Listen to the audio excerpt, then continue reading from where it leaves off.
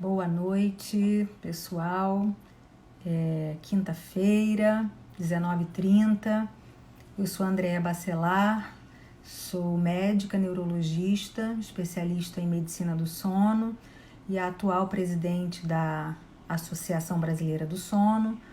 Nós estamos cumprindo uma agenda de toda terça e toda quinta, nesse horário, fazermos uma live com convidados, entrevistando convidados que têm alguma especialização em sono. Como a ABS é uma sociedade, uma associação multidisciplinar, nós já tivemos o prazer de falarmos com psicólogos, fonoaudióloga, um otorrinolaringologista, fisioterapeuta, todos com especialização em sono. Todas essas lives estão no nosso canal do sono, que é um canal no YouTube. Se você se interessar por algumas dessas especialidades, por favor, busque lá no YouTube. Quero agradecer, as pessoas estão entrando, nós já temos várias pessoas aqui conosco. Esperar só mais um pouquinho para convidar hoje, né? Hoje a nossa convidada, que inclusive ela já entrou, mas como eu estou esperando um pouquinho para que a gente tenha um quórum, hoje eu vou colocar aqui o nosso assunto.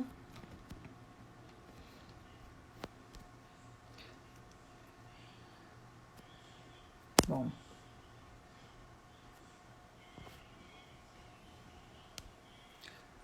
Daqui a pouco eu coloco. O nosso assunto de hoje, né, que é o idoso. Falar sobre idoso hoje é falar sobre uma população crescente, principalmente no Brasil, né, em que a nossa pirâmide era bem pontiaguda, ou seja, para chegar numa faixa etária acima de antigamente 60, hoje 65 anos, era minoria, mas hoje essa pirâmide já está ficando robusta e a gente já tem mais de 15% da população nesta faixa etária. Para falar sobre esse tema, para ser entrevistada hoje por mim, eu convido a doutora Márcia Assis. Deixa eu encontrar a Márcia aqui. Só um minutinho.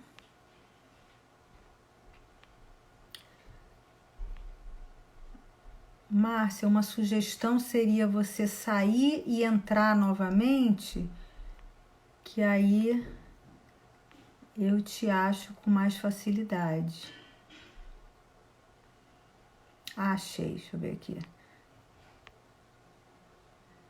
Achei. Ué.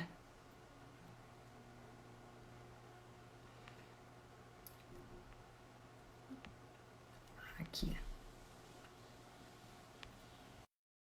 Convidando, tá, Márcia, para você entrar. Doutora Márcia Assis, ela é neurologista, é neurofisiologista. Olá! Olá, Márcia! Muito Boa obrigada noite! por ter aceito o nosso convite. Doutora Eu que Márcia agradeço! está conosco na Associação Brasileira do Sono, né, de nossa diretoria. Inclusive, hoje nós tivemos reunião, passamos o dia em reunião para decidir o nosso congresso. A gente tem Congresso Brasileiro do Sono, né, Márcia? Todo ano. Sim. Esse ano será em São Paulo e a gente estava ali decidindo, é lá em dezembro, então ainda tem um tempinho, mas a questão científica, né, o conteúdo científico do nosso congresso, que é sempre multidisciplinar e sempre muito interessante. Vocês estão convidados, com certeza lá no final do ano a gente não vai estar vivendo o que a gente vai abordar hoje, né, Márcia? Que é o Com idoso. certeza, com certeza. É uma honra. O trabalho de hoje à tarde foi intenso, programação científica sendo pensada, tudo objetivando a melhora da qualidade do sono e dos nossos conhecimentos. E aqui hoje os idosos estão aumentando em número no mundo. Muito importante melhorar a qualidade do sono deles, especialmente agora, em pandemia, em isolamento. Assunto importante, espero que seja produtivo para todos. Márcia, antes de falar de transtorno, de doença, de problema, aqui o nosso público é bem abrangente. A gente tem profissionais da área de saúde, especialistas em sono, às vezes alguns colegas nossos aparecem por aqui, e também temos a população em geral preocupada, né, querendo saber a respeito, tendo pai, mãe, sendo idoso. Então, a gente vai tentar que seja interessante para todos que estão nos ouvindo hoje. Então, eu queria que você falasse um pouquinho sobre o sono normal do idoso. O que muda quando a gente vai envelhecendo quanto à qualidade e à quantidade do sono? Certo. O sono, ele realmente muda com a idade e nós precisamos entender que isso é fisiológico, é natural. Não se pode esperar que um idoso durma tanto quanto ele dormia quando ele era um adulto jovem. Então, quais as mudanças que o idoso vai passar? Primeiramente, ele terá uma tendência a dormir mais cedo e acordar mais cedo com a idade.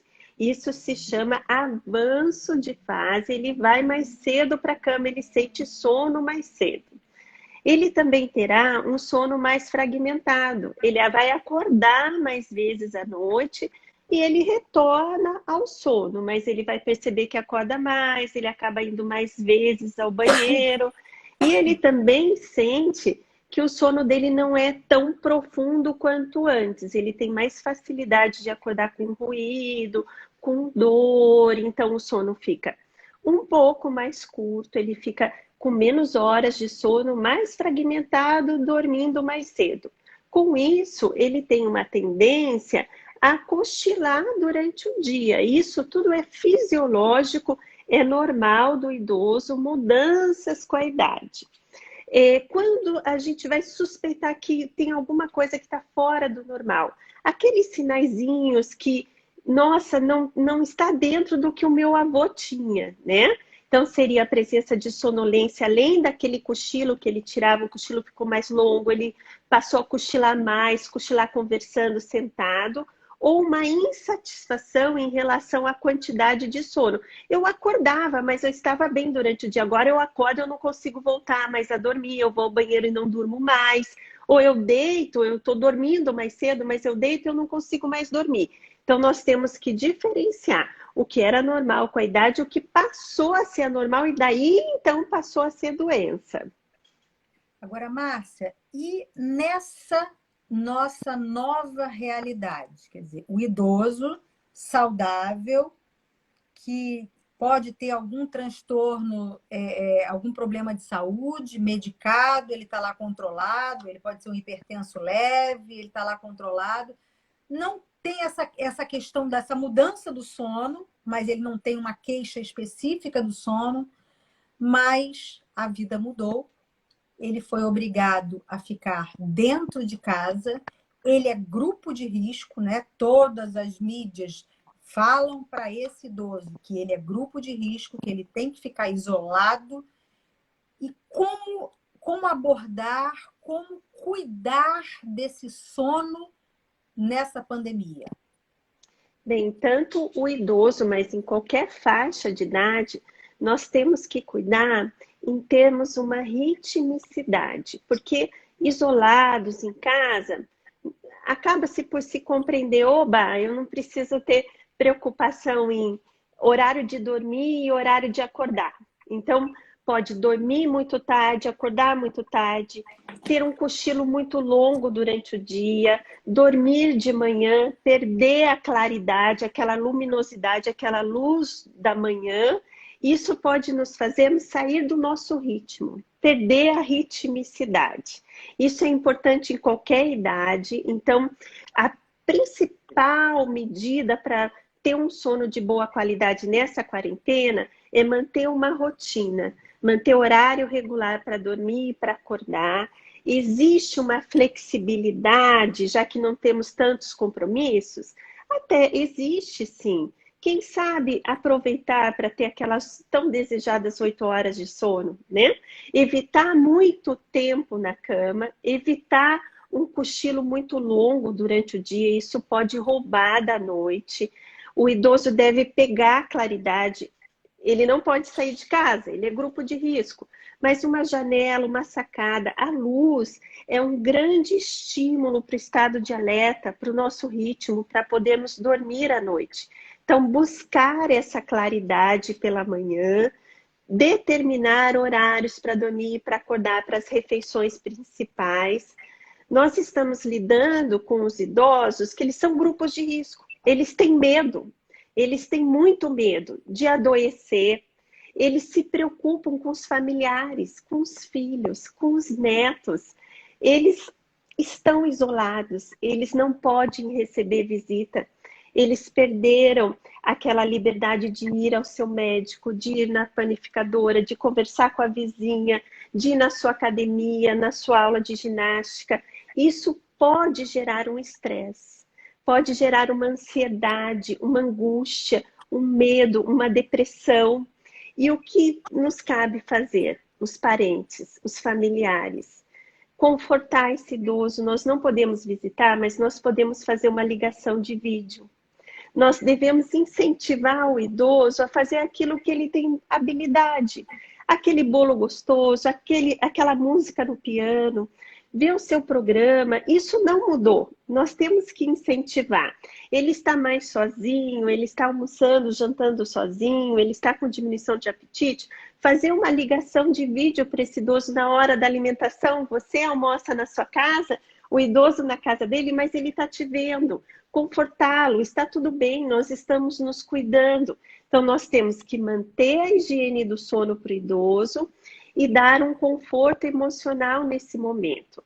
Lembrar de todos aqueles hábitos importantes para o sono, como fazer algum exercício mesmo que dentro de casa, evitar o excesso de cafeína à noite, evitar a bebida alcoólica que prejudica a qualidade do sono. Então, criar para esse idoso um ritmo e um apoio para ele também, para tentar reduzir o estresse e reduzir essa falta de informação sobre dia e noite durante um confinamento. Maravilha, Márcia. Isso aí é um grande problema, porque já existe uma limitação dessa inserção digital nessa faixa etária, né? Eu tiro por mim que aprender coisas novas, aprender a mexer aqui no Instagram, a fazer live, isso tudo foi um aprendizado para mim nessa pandemia.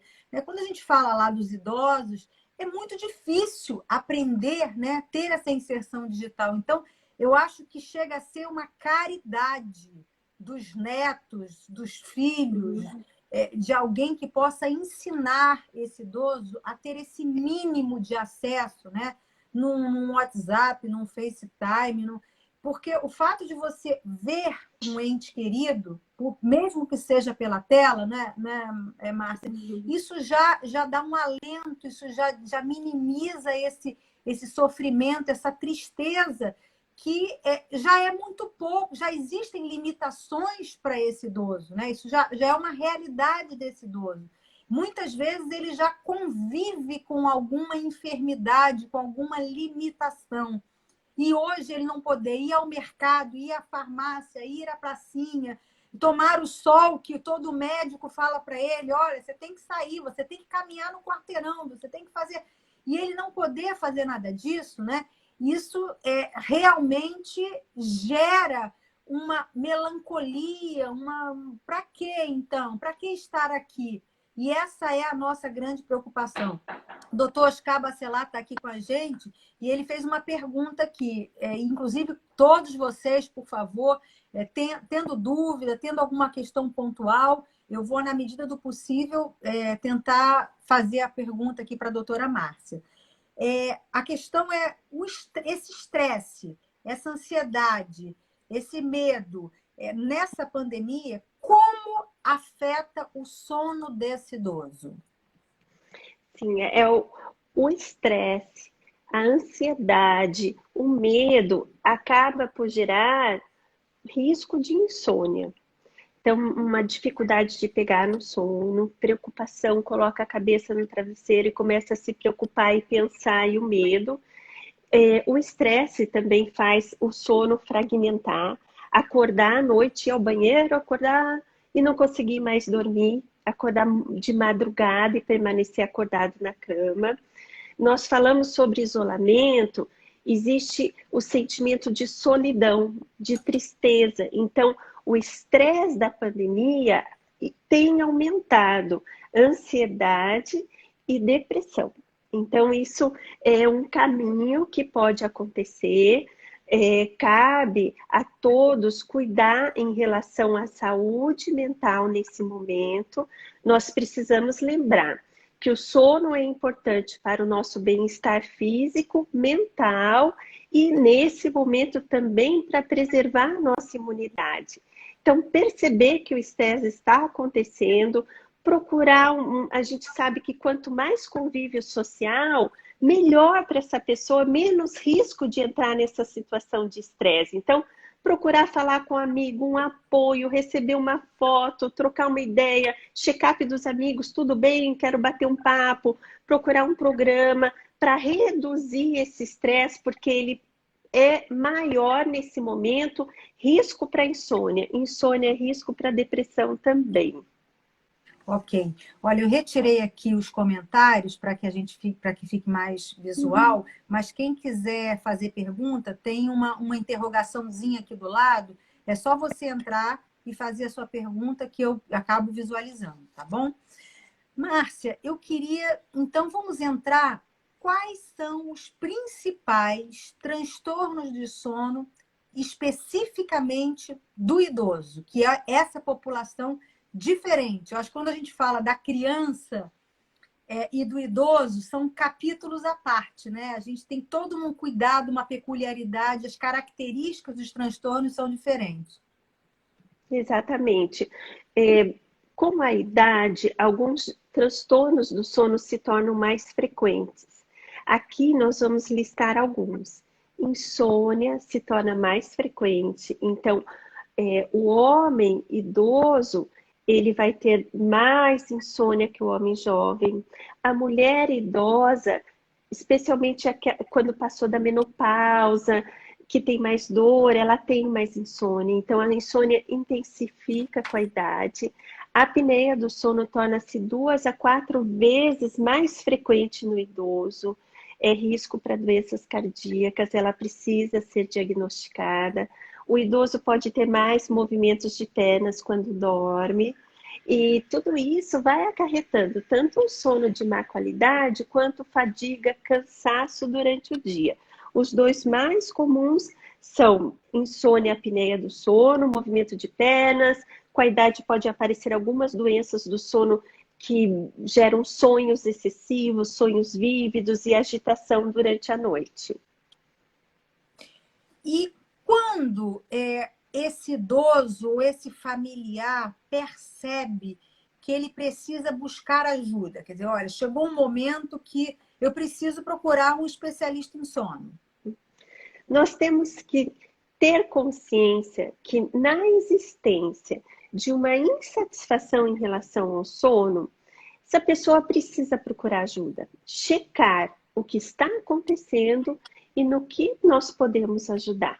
Então, não tenha medo de procurar ajuda. Quais são os sinalizadores para mim que eu devo ir ao médico? Seria uma insatisfação em relação à qualidade ou à quantidade de sono e que isso está prejudicando o seu dia. Cansaço, fadiga, falta de memória, falta de concentração, alterações do humor. Isso é insônia. Quando alguém comunica, o idoso, ou é uma doença de adultos jovens também, nossa, você está roncando, o teu ronco está alto, é de todas as noites, e eu vi você parar de respirar durante a noite. Esse é um sinal importante que necessita de ajuda. No idoso, a presença de sonolência é um sinalizador.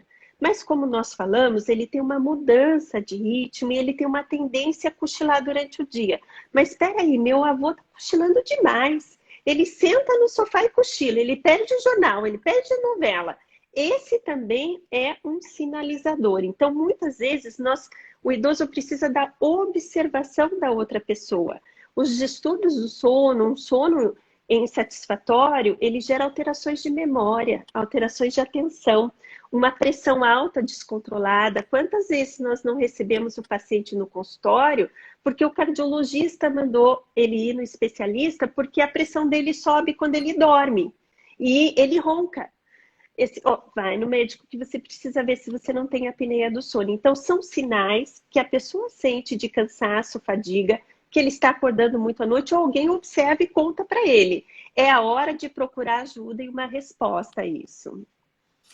E agora, nesse momento de pandemia, Márcia, como que a gente consegue ajudar esse idoso? Porque é uma situação que eu estou vivendo, né, como médica. Esse idoso nos procura, ele está com queixa. Mas a grande ferramenta que nós temos, que é a polissonografia, hoje a recomendação da Associação Brasileira do Sono e das grandes associações americana e europeia é que os laboratórios estejam fechados por conta da preocupação com contaminação.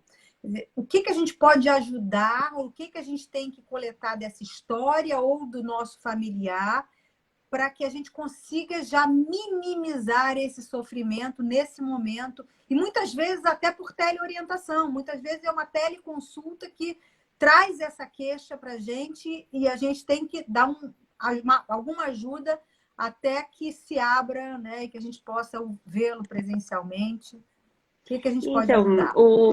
O idoso, pelo medo de ser grupo de risco, ele acaba tendo medo de procurar um médico. E eu queria deixar claro aqui que nós estamos liberados por teleatendimento. Como você falou, eu tenho dificuldade com o celular. Liga para o seu médico e conta o que está acontecendo. Como eu posso ajudá-lo?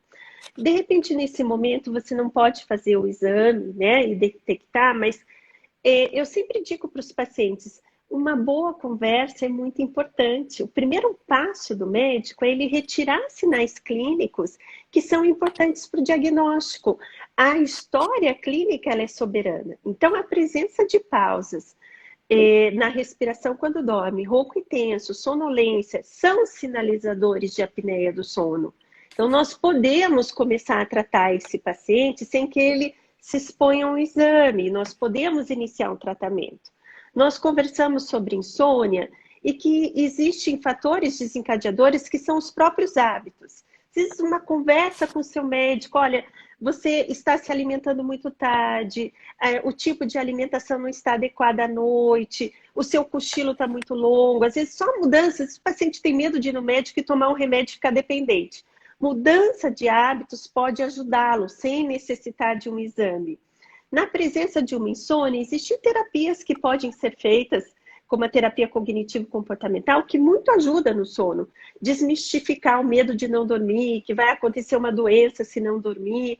Quando necessário, será feito um remédio adequado para as doenças já existentes, adequado para a idade, sem a existência de riscos maiores de quedas. Mas essa conversa com o médico, essa orientação é bem importante.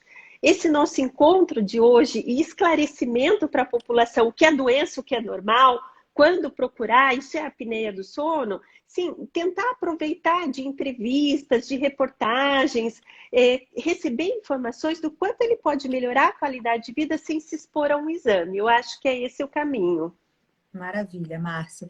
Bom, podem mandar perguntas, tá, gente? Eu estou olhando aqui as perguntas. Uma das perguntas que chegou aqui foi aquela pergunta que todos querem saber quanto a faixa etária, quantas horas de sono um idoso precisa. Certo. Então, vamos começar em relação ao adulto. Nós temos um número de 7 a 9 horas de sono para o adulto, né? Em média, 8 horas de sono. Com o avançar da idade, o idoso ele tem uma redução desse número de horas de sono. Então, ele já vai ficar na beira de 7 horas de sono. E se nós formos ver realmente, existe a análise subjetiva, que é o que o idoso conta, ou a pessoa conta, e a análise objetiva do sono, que é com o exame. Nós podemos ver que os idosos, eles acabam dormindo até menos. Se a gente recomendaria 7 horas, ele está dormindo menos e ele tira o cochilo durante o dia. Então, ficar alerta para esse número, saber que ele vai acordar, dormir mais cedo, mas ele vai ficar nessa média, ele vai dormir um pouco menos do que o adulto meia-idade ou o adulto jovem inferior a 8 horas. Existem preferências, nós vamos ver pessoas que dormem 6 horas e estão bem, e aquelas que precisam de um pouquinho mais de 8 horas para estar bem. Então, assim, é variável. O número de horas que você deve dormir deve ser aquele suficiente para te deixar bem no dia seguinte. Eu estou insatisfeito com isso, eu não estou bem, eu tenho a sensação de que eu estou dormindo pouco, eu não acordo restaurado. Você não está tendo o número de horas desejado, seja por comportamento ou por...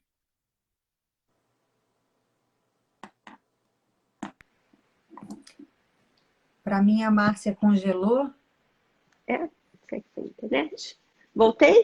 Voltou. Ah, que bom. Bom, Márcia, o Marcelo lembra para a gente, muito bem lembrado, Marcelo, os questionários que a gente também pode lançar a mão, né? A gente Certo. tem questionário. Você quer falar dos questionários? Nós temos questionários, você vai me ajudar nisso. Eu vou falar que tem questionários específicos para a apneia do sono, você ronca, já foi visto parada respiratória, você teve ganho de peso nos últimos tempos, você está sonolento durante o dia. Existem questionários que avaliam a gravidade da insônia, né, Andréia? Se você quiser colaborar, o quanto isso está perturbando a sua vida, o grau de prejuízo que você tem durante o dia, o quanto você tem de dificuldade para pegar no sono, para manter o sono, qual é a gravidade dessa insônia. E nós temos escalas de sonolência, o quanto você tem de facilidade para adormecer assistindo TV, como passageiro no carro, numa conversa. São dados importantes, pontuações importantes que vão nos direcionar sobre sonolência excessiva, uma insônia grave, a suspeita de apneia do sono. Todos esses questionários são armas muito importantes numa entrevista que nos direcionam para um diagnóstico. Bem pensado, bem falado mesmo. Oi, parabéns. Márcia, eu queria falar de um assunto assim sério, muito sério, que é o uso e o abuso de benzodiazepínicos e principalmente nesse grupo que a gente está conversando hoje, quer dizer, uso de tranquilizantes nos idosos. Certo. Os benzodiazepínicos são medicamentos utilizados para ansiedade, que eles têm um poder sedativo, um poder anticonvulsivante e um poder relaxante. Quantos poderes? Isso não é muito bom, porque eles atuam em vários receptores e eles têm uma vida no organismo muito longa. Então, nós corremos o risco de acordarmos ainda sonolentos.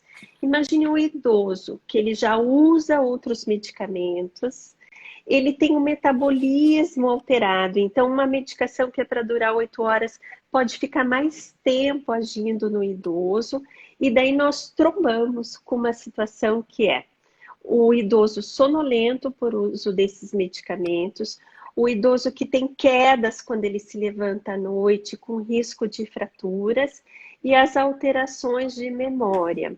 É o risco do uso dos benzodiazepínicos. Eles não são recomendados para usar no tratamento da insônia dos idosos, né? Se nós tivéssemos que fazer uma escolha, nós teríamos que fazer uma escolha por uma medicação que tivesse uma meia-vida curta, que durasse menos tempo o remédio, que ele fosse metabolizado mais rápido e que ele não gerasse um risco de quedas, nem um comprometimento do nível de atenção e concentração durante o dia. São medicamentos que têm um outro mecanismo diferente dos benzodiazepínicos. Com o tempo, esses benzodiazepínicos, eles perdem a potência. E a pessoa vai tomando mais para conseguir dormir, mais para conseguir dormir. Daí, então, o que o paciente diz? É ruim com ele, pior sem ele, porque se eu não tomar, eu não durmo mais. que a insônia rebote. Então, nós temos que fazer uma programação de troca dessa medicação pelos riscos, até o risco de depressão respiratória no idoso, abaixar o nível respiratório, piorar a apneia do sono, piorar a memória, um planejamento de troca dessa medicação com calma. Às vezes a gente fala isso e tem alguém tomando a medicação e fala, meu Deus, e agora eu vou tirar, não vou mais tomar, vou jogar no lixo. Não, procure o seu médico, procure uma orientação. A retirada abrupta pode levar à insônia. A retirada abrupta pode gerar uma ansiedade. Com muita calma, fazer um desmame, uma retirada aos poucos dessa medicação e uma possível troca. Então, não é recomendado por todas as diretrizes, sejam internacionais como as nossas nacionais, especialmente para o grupo de idosos, passa a ser um risco. Bom, gente, então deu para entender a necessidade de buscar ajuda. Se você já faz uso, o uso é constante, já há algum tempo, há anos, quer dizer, não é para você falar, bom, ela disse que não é para tomar, não vou tomar hoje. Não é isso, porque existe a abstinência, existe todo um rebote por conta disso. Mas a necessidade da gente pensar em parar. Imagine que nós, neurologistas, né, Márcia, eu queria que você tentasse falar sobre isso, tratamos muito e fazemos muito diagnóstico de demências. A demência tem uma prevalência mais elevada com a idade. O maior fator de risco para a demência é estar cada vez mais velho. E aí esse indivíduo que está mais velho, que tem histórico e que dorme mal e faz uso de benzodiazepínico, quer dizer, como está essa parte cognitiva desse idoso? Sim, é um risco, né? Então, a gente sabe que nós devemos tratar a insônia, porque insônia também é risco para alterações de memória, para as doenças cardíacas, mas com a idade, a nossa memória também vai se prejudicando e a gente associa uma medicação que vai contribuir para isso, sabe? Então, a gente precisa saber escolher muito bem o tratamento. Existem terapias alternativas, nós vamos regular os horários, colocar exercício físico, terapia cognitivo-comportamental. E existe, às vezes a pessoa não vai ao médico com medo desse remédio, mas nós temos outras opções que nós podemos fazer uso e melhorar a qualidade do sono, melhorar a qualidade de vida e a memória também melhora dormindo melhor. A gente falou dos cochilos, mas voltaram a pergunta, Márcia, sim, cochilo, mas quantos cochilos são possíveis e qual é o tempo desse cochilo durante o dia para que realmente ele não troque o dia pela noite? Certo. O cochilo, ele deve ser curto. Nós podemos aproveitar aquele momento pós-prandial, que é após a refeição, que fisiologicamente nós já estamos um pouquinho mais sonolentos, e aproveitar para ter esse cochilo que ele não passe de meia hora. Existe um risco grande do insônia cochilar durante o dia, ter um cochilo longo e roubar da noite. Ou um cochilo no final da tarde e roubar da noite. Então, seria um cochilo, de preferência no início da tarde, que ele seja curto. Ele vai te restaurar para tocar à tarde, pode deixá-lo mais disposto, mas evitar cochilos longos. Tá. E a grande heroína e vilã, que é a melatonina. Vamos explicar um pouquinho de melatonina para o grupo, para que não seja utilizada erroneamente, abusivamente, em doses inadequadas, em horários inadequados. Exatamente. A melatonina, ela é liberada, produzida no nosso cérebro no escuro.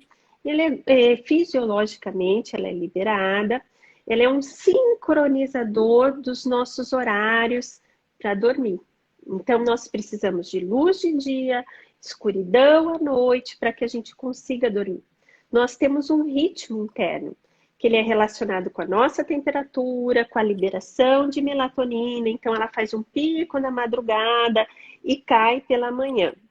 Ela é natural do nosso organismo, né? Muitos para fugir de usar um remédio para dormir, de fazer um tratamento, tomam melatonina para dormir. A melatonina, ela não é uma medicação para dormir, ela pode ser um sincronizador em situações especiais. O grande problema da melatonina é que nós não sabemos, nós não temos certeza nem da qualidade, nem da pureza da melatonina existente para manipulação, né? Esse é um grande desafio para a gente.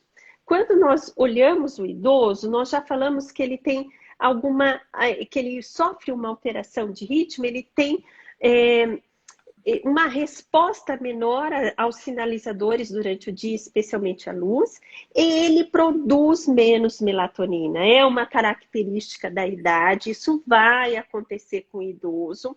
A melatonina, quando ela é usada de forma sintética, ela tem um poder indutor do sono? Tem, fraco. Então, ela não deve ser usada como hipnótico. Nós não sabemos muito bem a dosagem da melatonina, mas que a dosagem que a gente deve usar, né, evitar doses muito altas, as pesquisas mostram que as menores doses são as mais importantes. Na situação do idoso, que ele já usa vários remédios, que de repente ele tem uma apneia do sono, ele tem uma doença pulmonar, em que ele não pode usar um outro medicamento, a melatonina vem como indicação em situações especiais dos idosos. O grande dilema em relação à melatonina é que nós não temos trabalhos que sustentam que ela é efetiva para o tratamento da insônia. Quando um idoso usa melatonina, ele sente que ele teve uma melhor indução do sono. E, subjetivamente, a sensação dele é que ele melhorou o sono. Então, tem alguns trabalhos mostrando isso. Eles não sustentam para a melatonina ser um remédio, mas ela pode ser um recurso para o médico. E eu não estou falando que os idosos vão desistir do remédio deles e correr na farmácia comprar melatonina. Precisa de uma avaliação adequada, ela não é a fórmula milagrosa, ela é segura para o idoso, não gera o risco de queda. Sim, ela pode ser segura, mas o seu médico tem que te avaliar e ter certeza que ela pode ajudar na situação do idoso. E não vende na farmácia também, né, Márcia? A gente tem uma Não. liminar para manipular em farmácias de manipulação aqui no Brasil. Agora, trazer do exterior, de qualquer país em volta do Brasil, ela é vendida, enfim, em qualquer drogaria, né? Mas Tem a isso mesmo. segurança que ela tem a pureza e a qualidade que nós estaríamos esperando, né? Essa é a grande questão. Não sabemos quantos miligramas tem ali em cada cápsula. Exatamente. Uma outra questão que foi levantada, então, o idoso dormindo menos, o sistema imunológico dele estará afetado de alguma forma? O idoso dormindo menos do que é o normal dele.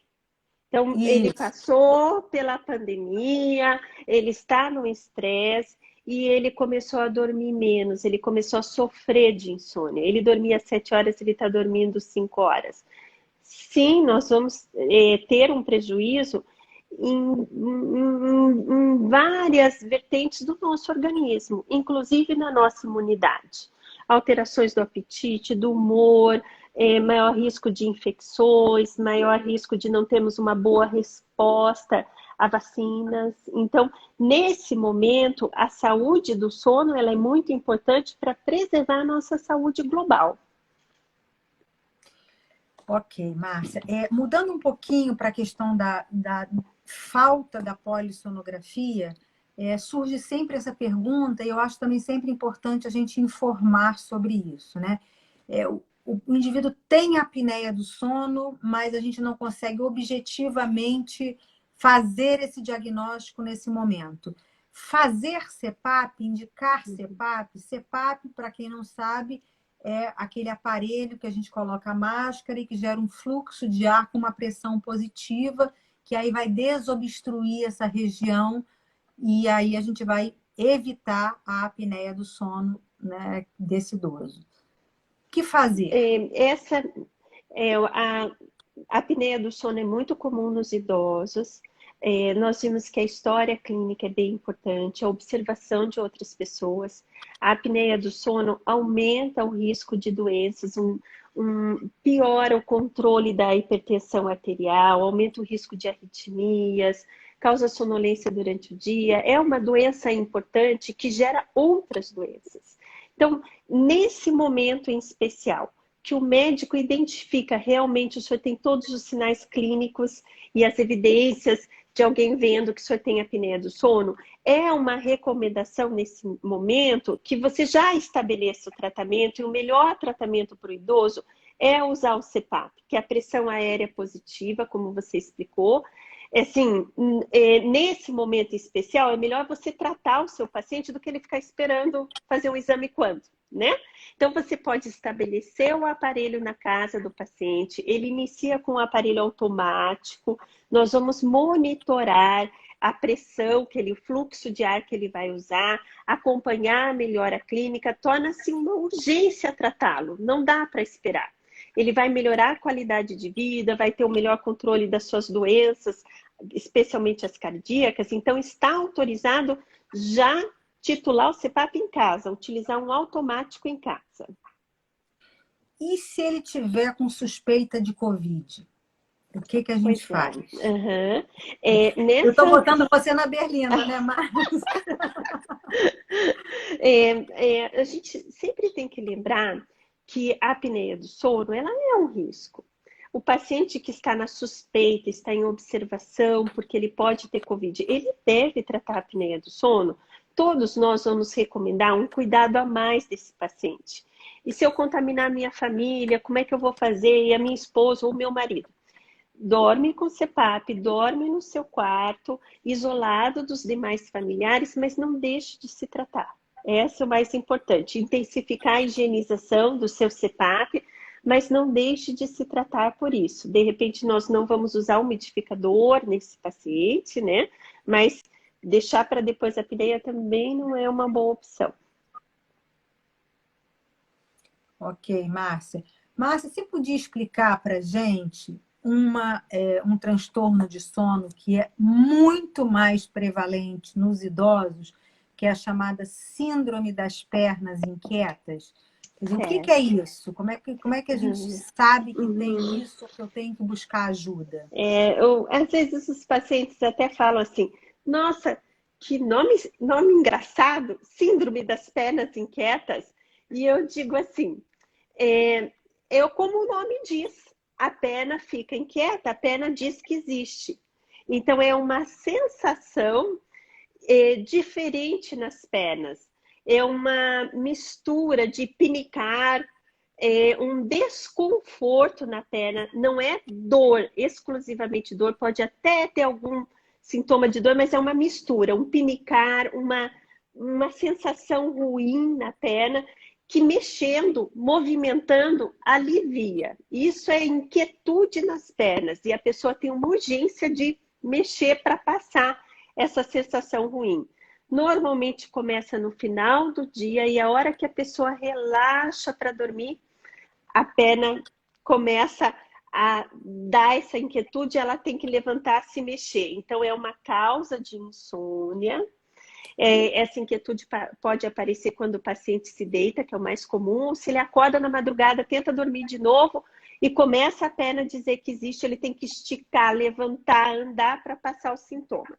É muito comum nos idosos, pode ter uma relação com a ferritina baixa, com ferro, uma relação com a dopamina, ferro baixo. Então, contar para o seu médico que isso está acontecendo. De repente, tinha de vez em quando ao longo da vida e com a idade começou a ficar mais frequente e causar insônia. Às vezes, só repondo ferro já melhora. Alguns medicamentos podem causar inquietude nas pernas, então é aquilo que a gente fala, uma boa entrevista, uma boa conversa com o seu médico, a gente listar os remédios que pode ter relação com medicação. E algumas vezes, quando o paciente está relaxado, ele tem inquietude nas pernas. Quando ele dorme, ele tem abalos, que são os movimentos periódicos de membros inferiores. Isto pode estar associado. E o cônjuge dizer, nossa, você dá uns chutinhos, dá uns abalos na perna, a cama até pula. A pessoa nem sabe que tem, mas é uma causa de cansaço durante o dia. Então, podem estar associados. É um fator de sono não restaurador, de sonolência.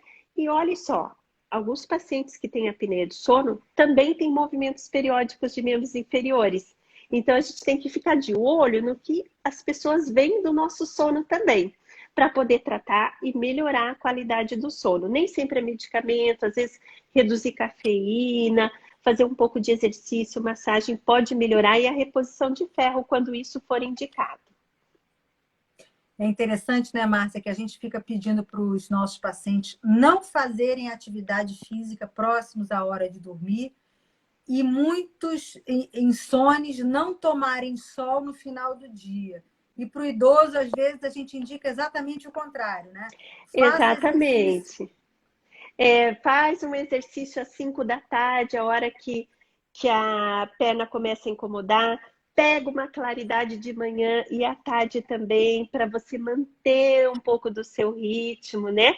Então, quando a gente começou a live, você falou que era uma situação, era um capítulo especial idoso, e ele realmente sabe? São pequenos cuidados, às vezes coisas tão simples. Às vezes o paciente conversa com você, nossa, doutor, eu achei que você fosse pedir o exame do sono para mim, alguma coisa assim. Não! É conversar e ver os horários, ver as suas atividades. Isso já acaba por melhorar, sim, o sono. E a gente está quase finalizando, Márcia, mas eu queria que você falasse um pouquinho de sonho. Idosos que começam a sonhar muito, o sonho com conteúdo não negativo, que possam ser vívidos e também pesadelos. Qual é o contexto disso? Se a gente tem que se preocupar com isso? Se pode sinalizar alguma coisa? Sim, isso é uma doença do sono REM. Então, se chama transtorno comportamental do sono REM. Ele normalmente é mais comum em homens a partir dos 60 anos, e ele se torna mais frequente com o avanço da idade. Os sonhos passam a ser vívidos, com detalhes coloridos, e são sonhos de ação, de fugir, de correr, de ser atacado, muitas vezes de animais. E quando nós sonhamos nesse sono REM, que tem os movimentos rápidos dos olhos, nós temos atonia muscular, nós não conseguimos nos mexer. O idoso passa por um transtorno do sono, quando ele está doente do sono REM, ele não tem essa atonia muscular. Então, os sonhos são mais ativos e ele consegue agir nesses sonhos.